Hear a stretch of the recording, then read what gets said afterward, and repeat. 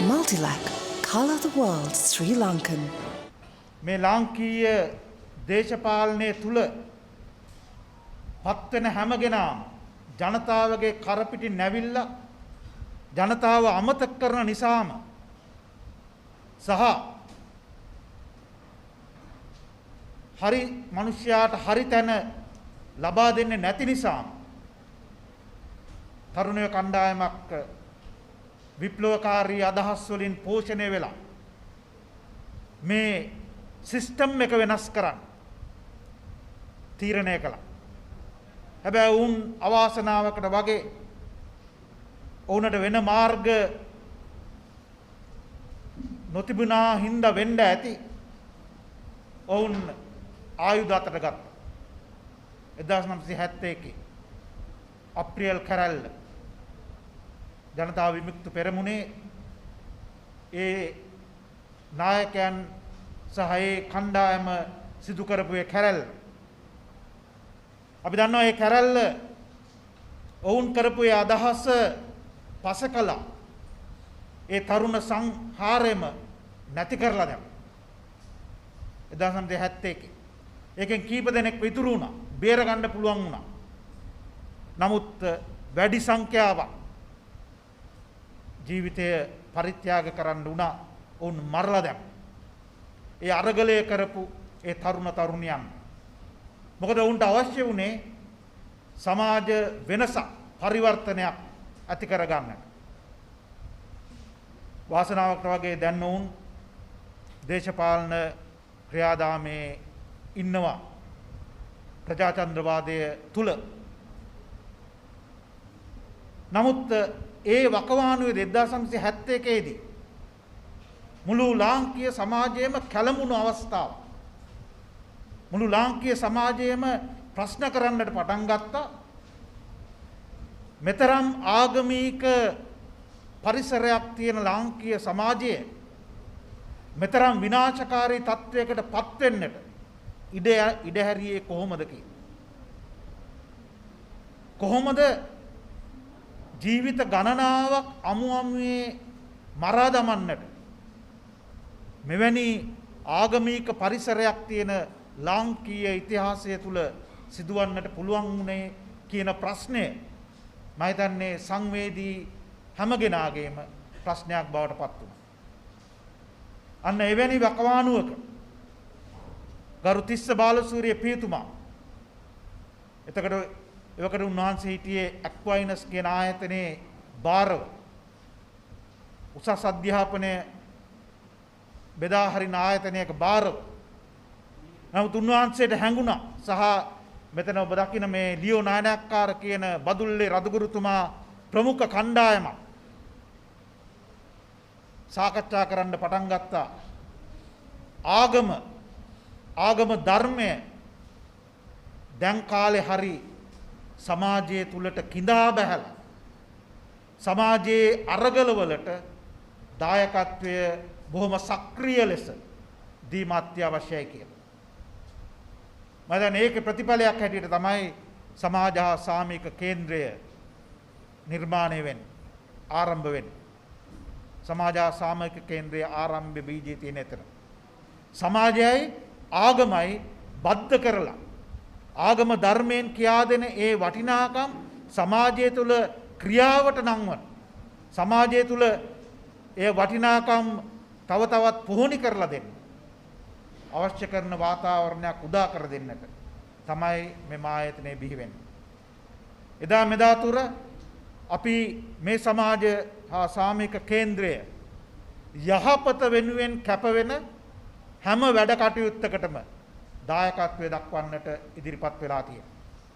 ඒ වගේම මේ සමාජ රටාව බොහොම ඊටාම කැපවීමෙන් යුතු යහපත පතාම වෙනස් කරන්නට අදිෂ්ඨාන කරන සෑම සිතුවිල්ලකට මේ භූමිය අපි විවෘත කරලා දීලා තියෙනවා.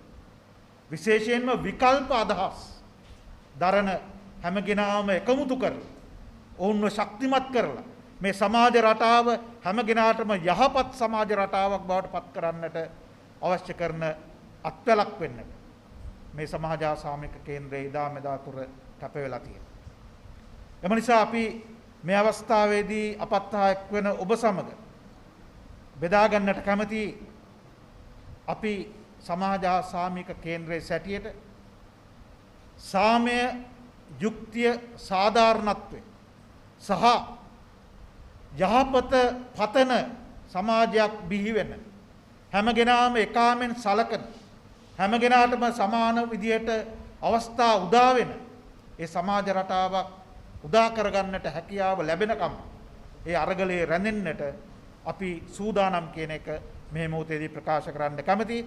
එය සමගම අපි ඒ සෑම කෙනෙකුටම ඒ අරගලේ ඉන්න ඕනෑම කෙනෙකුට අත්වැලක් වෙන්නට අපි සූදානම් කියන දේ අපි මේ අවස්ථාවේදී පොරොන්දු වෙනවා නැවත නැවතත්. මම හිතන්නේ අපි මෙවැනි දිනයක මානව හිමිකම් සමරන්නට සූදානම් වන දිනයක අපි මතක් කරගන්න ඕන තවත් කරුණක් තියෙනවා. අපිට ඊටාම කනගාටුදායක සිතුවිලි අපේ හදවත් වලට එන්නේ ඇයි සමාජයේ මෙතරම් විදිහේ පරතරයක් බිහිවන්නේ කොහොමද කියලා. ඇති අය, හැකි අය සහ නැති බැරි අය අතර. මොකද කොහොමද මේ පරතරය වැඩි දියුණු වෙන්නේ? ඒ පරතරය දිනෙන් දිනම වැඩි වෙනවා. මම හිතන්නේ ඒකට ප්‍රධාන හේතුව මිනිස්යා තමුන්ගේ අධ්‍යාත්මය තුල අපේ ආගම තුල අපිට කියා දෙන පරාර්ථකාමී සිතුවිලි වලින් ඔබට ගමන් කරන හින්දායි. පරාර්ථකාමී සිතුවිලි අපේ ජීවිතවල ක්‍රමක්‍රමයෙන් අඩු වෙගෙන යන හින්දා. එය ආත්මාර්ථකාමී සිතුවිලි වලින් පුරව ගන්න හින්දා අපි දකිනවා මිනිස්සු අතර මේ පරතරය ඊටාම දරුණු ලෙස වැඩි වෙගෙන යනවා. ඒ වගේම අපිට තේරෙනවා සහ අපිට හැඟෙනවා මේ නඩත්තු කරන දේශපාලන රටාව හැමදාම අපි අතර බිහි වුණේ. අපේ කරපිටින් ගිහිල්ලා සෑම වරප්‍රසාදයක්ම භුක්ති විඳලා අපිව අමතක කරන නායකත්වයකටයි අපි උරුම කියලා තියෙන්නේ. ඒක තමයි අපේ කනගාටු. එම නිසා අද වගේ දිනයකදී අපි ඔබට ආරාධනා කරනවා. ඔබ සක්‍රීය පුරවැසියන් හැටියට සමාජයේ යහපත හොයන පතන පුරවැසියන් හැටියට ඔබ කවදාක්වත් ඔබ ඒ පත් කරගන්න එහෙම නැත්නම් පත් වෙන නායකයන්ගේ අතකොළු වෙන්නට එපා. අතකොළු වෙන්නට එපා. මම දැක්කා දෙපාරක් තුන්පාරක්ම පත්තරවල නැත්නම් සමාජ මාධ්‍ය තුල කියනවා ඒ අයට වඳින්න ඔබට අවසරයක් නැහැ. එයා එනකොට පාරෙන් අයින් වෙන්න ඔබට අවසරයක් නැහැ. මොකද ඒ අය එන්නේ ඔබට මට සේවය කරන්න. අවාසනාවකට වගේ ඒ සංස්කෘතිය අපි බිහි කරාගෙන නැහැ. ඒ සංස්කෘතිය අපි අතර නැහැ. නමුත් අපි දකිනවා පිට රටවල් වල විදේශ රටවල් වල එවැනි ඒ උසස් පහත් ඒවා ගණන් ගන්නෙ නැහැ. නායකයා සාමාන්‍ය මිනිහා වගේම තමයි. නමුත් අපි උතුමාණෙනේ කියාගෙන පුළුවන් තරම් දෙකට තුනට නැමීගෙන මෙයාට වන්දනා කරන එක තමයි අපේ ජීවිතයේ කොටසක් බවට පත් වෙලා තියෙන්නේ. මොකද අපි හිතන්නේ ඒ අය අපිට ලබා දෙන්නේ එයාලගේ දේවල් කියලා. එහෙම දෙයක් නැහැ. මේ කවුරුත් තමුන්ගේ දෙයක් අපිට දෙන අය නෙමෙයි. මේ අය අපිට දෙන්නේ අපෙන්ම ගන්න දේවල්. ඒක තමයි මම හිතන්නේ අපි තේරුම් ගන්න ඕන. එම නිසා අපි නිවට වෙන්නට අත්‍යවශ්‍ය නැහැ. කොහෙත්ම අත්‍යවශ්‍ය නැහැ. අපේ නායකයෝ ඉදිරියේ. අපි වුන්ට අභියෝගයක් වෙන්න ඕන. අපි වුන්ව තර්ජනයට ගර්ජනයට පත් කරන්න ඕන අපි වෙනුවෙන්. ඔබපත් වුණා නම් ඒ වැඩ කටයුත්ත හරියට කරන්න. මම දැක්ක ඊයේ පෙරේදා සමාජ මාධ්‍ය යනවා ගම්මානයක කණ්ඩායමක් කියනවා බොහොම දරුණුවට එන්න එපා මේ පැත්තට. එන්න දෙන්න එක්කෙනෙකුටවත් මේ ගමට. එයා බොහොම දරුණුවට කියන මොකද හැමදාම උනේ මුල්ගල් තැබීම විතරයි. ජීවිතේට ඒ වැඩ ඉවර කළේ නැහැ. ඔබ දකිනවා මේ කොළඹවට ඔබ යනකොට කොළඹ සංවර්ධනය වෙන්න එච්චර අමාරු නැහැ. මේ හොඳට තියෙන පාරවල් ගලවනවා. ගලවලා රතු පාට ගල් අල්ලනවා. නැත්නම් වෙනත් ගල් අල්ලනවා. හැමදාම සිද්ධ වෙනවා මේක. ඔබ දකිනවා මේක. කොළඹවට තියෙන ඒ සංවර්ධනය ගම්මානවලට 10%ක්වත් ගියේ නැති බව අපි දන්නවා.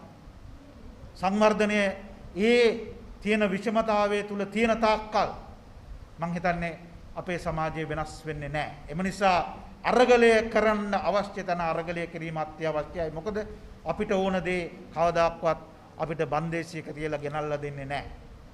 එයාගේ ඇස් වැහිලා තියෙන්නේ. එයාගේ කන් වැහිලා තියෙන්නේ. එයාගේ කටවල් වැහිලා තියෙන්නේ. එම නිසා අපි අපේ අවශ්‍යතාවයන් පොදු අවශ්‍යතාවයන් ඒකයි වැදගත් වෙන්නේ.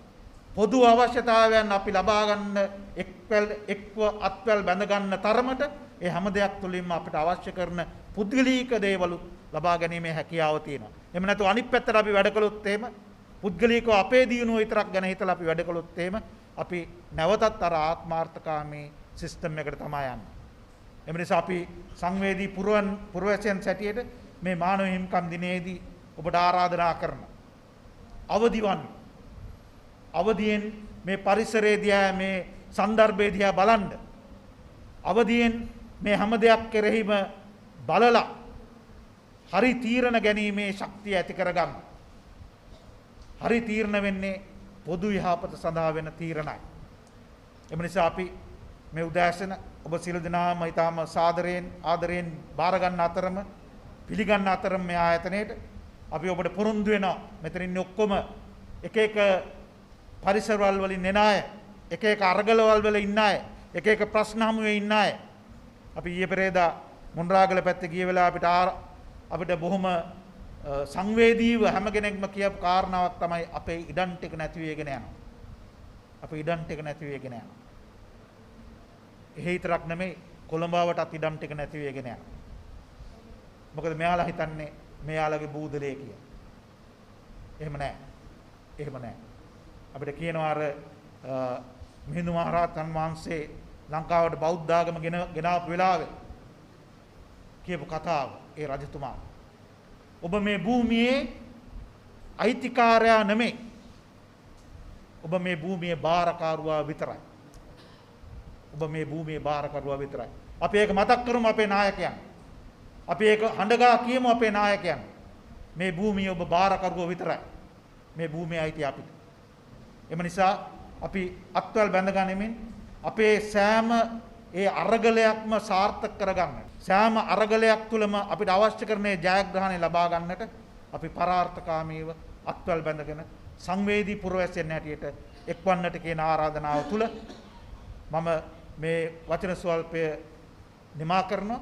අපේ සියලු අරගලයක්ම ජය ගැනීමට සහ ඒ අරගලය තුළ රැඳෙන්නට ඔබට ශක්තියක් ධෛර්යයක් වෙන්නට සමාජ සාමයික කේන්ද්‍රය අතීතයේ සිටිය වගේම වර්තමානයේ සහ අනාගතයේ සිටින බවට පොරොන්දු දෙමින් මම නිහඬ වෙනවා. ස්තුතියි. The News Reporter වාරණයෙන් තොර අපක්ෂපාතී වාර්තාකරණය. Multilac, colour the world Sri Lankan.